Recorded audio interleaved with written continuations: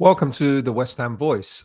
This video is about Antonio and about the possibility of the player either staying or leaving West Ham under Julen Lopetegui next season. Since recording the video, there's been information that's come out about Antonio and his, he's spoken about his personal life, about the divorce he's going through, etc. And sometimes when we criticize players, myself included, we don't quite realize what's going on in the background, what players are going through on a personal level that could have an impact on the way they perform on the football pitch. Now, I'm not going to cover that, but it is about, maybe we keep hold of Antonio, maybe not. But I thought I'd put a prelude in, just to acknowledge the fact that since recording the video, that this information has come out. Wish him well, and I hope you enjoy the video itself.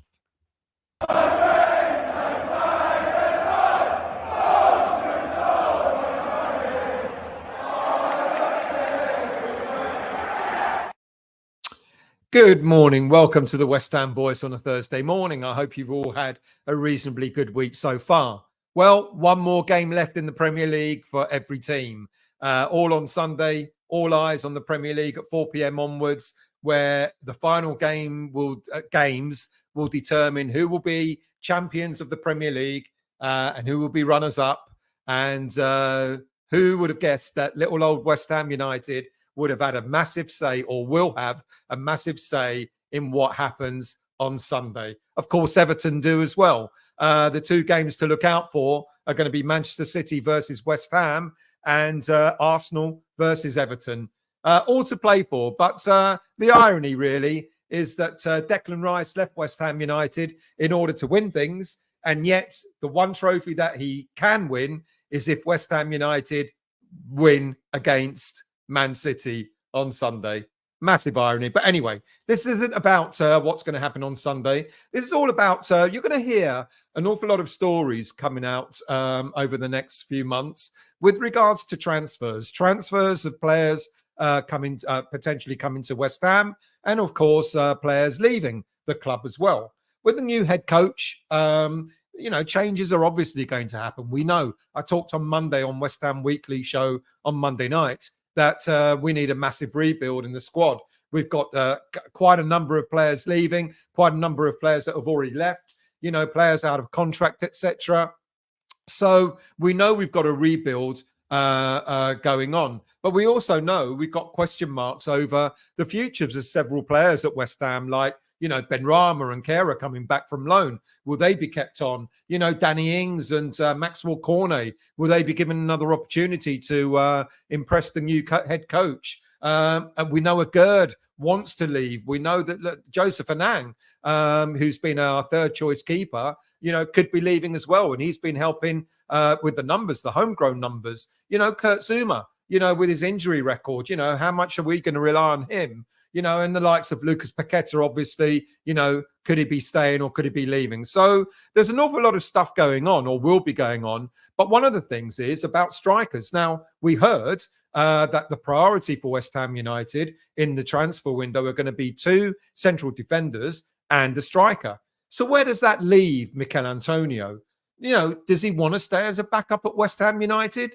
I think many have suggested in the past that he'd make a great impact sub, coming on in the last sort of 15, 20 minutes of a game and, having a real go at defenders that are tiring in a game. And that kind of makes sense. I think we all think that would suit Antonio. But at 34 years of age, does the player himself want to become that kind of backup player, or does he want something a little bit more?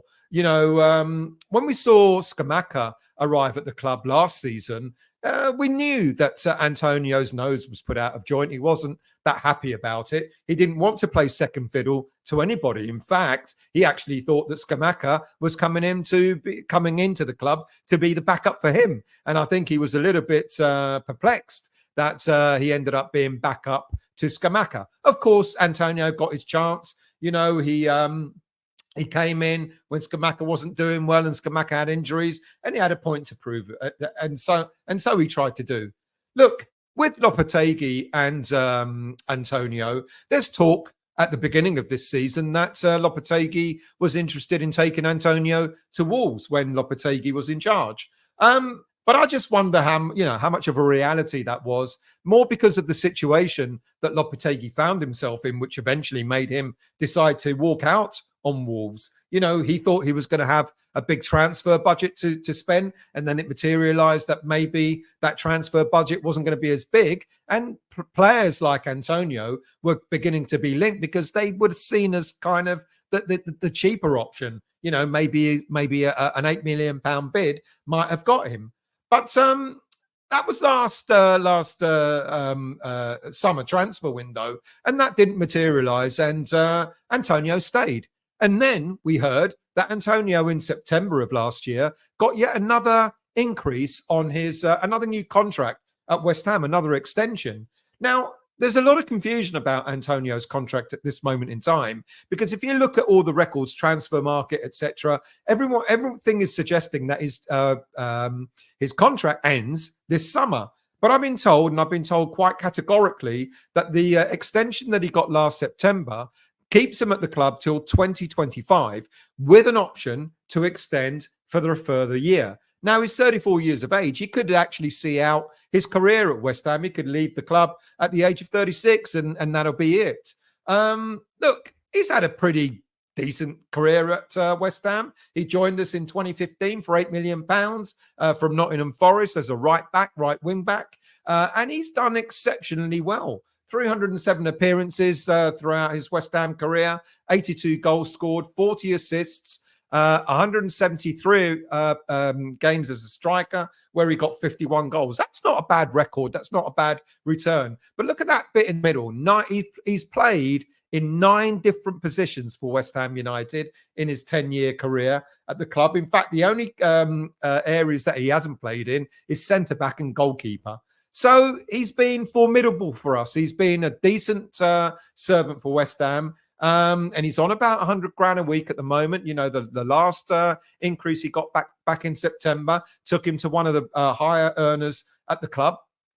But maybe Antonio is looking and thinking, well, that's all very well, but maybe I just want one last big payoff. 34 years of age, his career is coming to an end. And there's talk about deals perhaps developing in the Saudi Arabian League or the American, the MLS. Now, that might suit Antonio. The type of, the play, the slow pace of play in those two leagues might suit him far better than spending another couple of seasons at West Ham in the Premier League. And it's going to be quite interesting to see what happens and what Antonio wants, because I'm not so sure that Lopetegui's what Lopetegui wants and what Antonio wants are going to be aligned. Lopetegui's clearly looking for a striker. We know this now. It's evident to everybody that means that Antonio's going to play as a backup if he stays. So I'm kind of guessing that with all the players that there's a question mark over their heads, that Antonio might be another player where there's a big question mark whether he stays or not.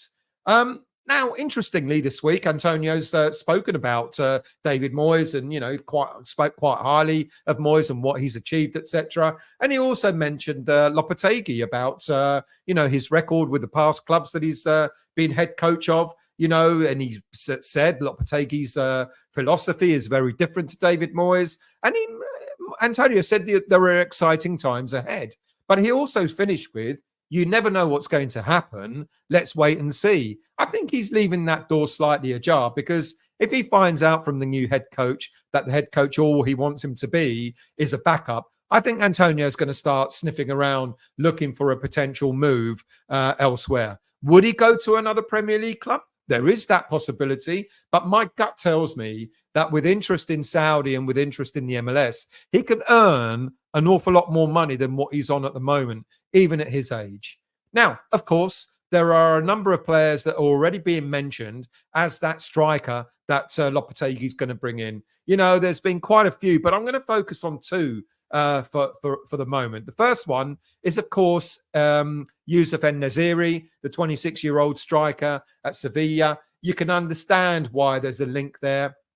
He played under Lopetegui whilst Lopetegui was head coach at the Spanish club. Played for him for just over 3 years. And you kind of get it. Now, I've been told that that's lazy journalism. That that people putting 2 and 2 together and coming up with 10, by suggesting that En-Nesyri is a target. But I don't know. I looked at his record and I just wonder whether he would actually be a reasonable option for Lopetegui to go for. At Seville, he's made 115 appearances, 36 goals, which doesn't sound like a lot, but he did miss quite a number of games through injury a couple of years ago. 3 assists. He's not an assist player. He's a player that kind of poaches rather than offers other people an opportunity to score. Like I said, he missed 16 games through injury, though, which kind of scuppered that sort of record that he's got. And I just thought, well, is he the sort of player that Lopetegui might go for? Well, I think, the first season at Seville under Lopetegui, and En-Nesyri didn't play that many games and he was getting acclimatized to the football, etc. But it was the second season under Lopetegui that he flourished. And then with the injury, he kind of fell away again. But over the last couple of seasons, En-Nesyri has come to form again, scoring 19 goals in the season that's just about to finish, with 18 goals the season before that. He knows Lopetegui's style of football. He knows what Lopetegui would expect from a striker in the formation that he plays. So I think there is a good chance that En-Nesyri could be a sort of player that Lopetegui will go for. The alternative is Youssef Antonio. Are Brentford ready to cash in on the 28-year-old striker? 2 years older than En-Nesyri, but you'd still assume you get a good couple of seasons out of Youssef Antonio, even if he moves this summer. Now, his stats, interesting as well. For Brentford alone, his stats are 140 appearances, 72 goals, 22 assists. He missed 25 games, of course, because of suspension for betting irregularities. But you could see, he's a goal machine. He's that's virtually one goal in every 2 games for Brentford in all the time that he's been there. But if you narrow it down to just Premier League, it's still not a bad ratio. He's made 82 appearances in total for Brentford in the Premier League, scoring 36 goals with 10 assists. And as I've mentioned, having missed 25 games, and that's affected him quite badly, who knows how many more goals he would have accumulated out of those 25 games that have been missed. Now, when Wolves played Brentford, when Lopetegui was in charge of the team, he did mention Toney. He said he was he thought he was a great player. He kind of commended him for being such a decent player. So, of those, there are other players that were going to be linked, I'm pretty certain. But in order to replace Antonio, would either of those two be reasonable options? Quite possibly. They've both got their advantages. En-Nesyri knows the manager's style. En-Nesyri is now back in form, scoring goals. Toney knows the Premier League, which could tip the balance for Lopetegui. But then Lopetegui is not David Moyes. David Moyes always liked to go for players who were Premier League ready, so to speak, whereas Lopetegui may not be thinking in that way. They're both very different players, but they're both out-and-out target men who the likes of Bowen, Kudus, and if he stays, Paqueta might relish playing alongside. It's going to be interesting. It could be one of those two players that we go for in the transfer window. There might be others coming up as well. There's several names being mentioned, but of the two front runners at the moment. Now, why would Youssef Antonio come to West Ham? Now, there was a time before the betting scandal, before he got his suspension, Youssef Antonio was being rated as a £100 million player.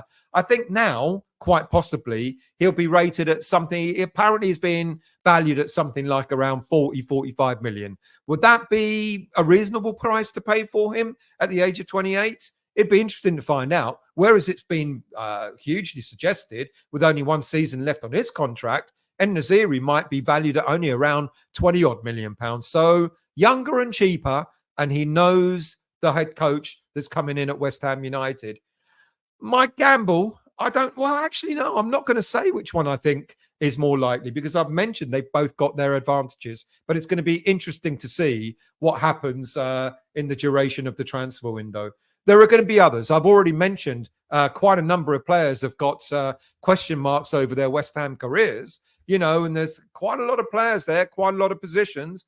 But, if we can persuade Paqueta to stay, maybe Ben Rahman might be given another chance to perform. Maybe Maxwell Cornet as well. So there are a few players there that might stay on, which will make it an awful lot easier for Lopetegui to rebuild the squad. Imagine if all those players left, plus the players that we've already had left. There won't be anyone left, will there? Well, there'll be this lot. It'd be quite threadbare, but you need a number of other players. I mean, there's only, 3, 6, there's only 9 first team players there. So you're going to need at least another 7 or 8. Now, I mentioned on Monday night that we'd need at least another 6 players for the first team. And a lot of people responded and said, we need many more than that. I just don't think we're going to go as far as to get any more than around 6 in order to complement those players that you've got on the screen there. But that then goes back to the youth, of course. A number of players maybe could be used there, but then it goes back to these players. How many of these players could also be persuaded, or should we keep on at West Ham United in order to bolster the squad? But we'll talk about those when further rumours come up. But in the meantime, this is about Antonio and who might replace him.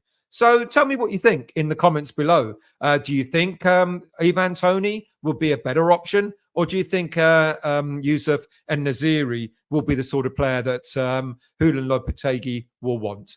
Look, if you're new to the channel, please do hit the like button, the subscribe button. Doesn't cost you anything to become a subscriber, and hit the bell notification somewhere around there to let you know when I'm next on. Thank you for watching, and I'll see you all very soon.